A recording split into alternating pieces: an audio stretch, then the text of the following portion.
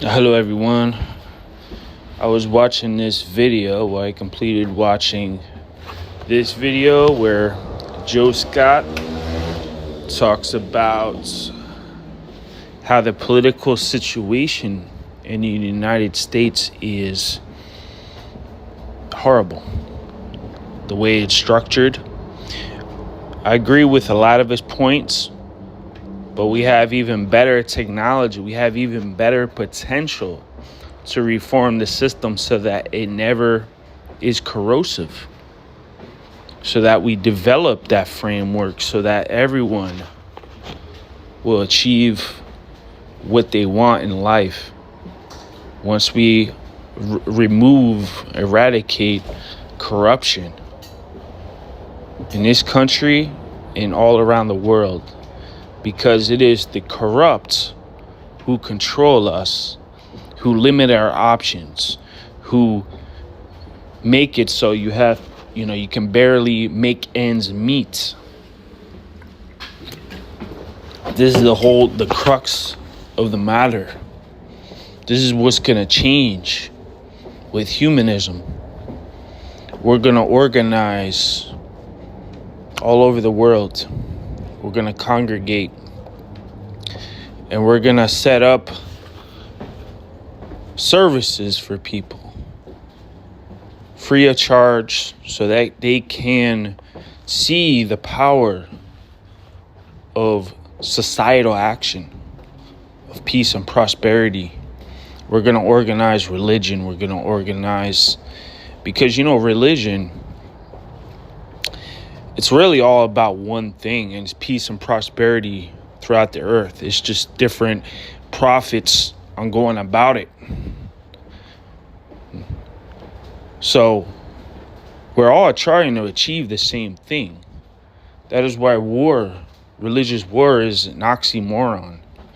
It doesn't make sense, because if the reason they do it is because one wants power over the other. You have different leaders. They're just utilizing religion for that purpose. But really, we need to restructure and reorganize the system so that it will never corrode. It will never break apart. And we have that technology. We just need the arbitration. We need the will of the people to do so. Because the elitists are never going to let that happen. They're never going to let that happen, because then they lose power. They lose power over us. And once they lose power, and then the people will have power. And that is what they most fear. But I do agree with a lot of what he says. It would be an improvement to this system.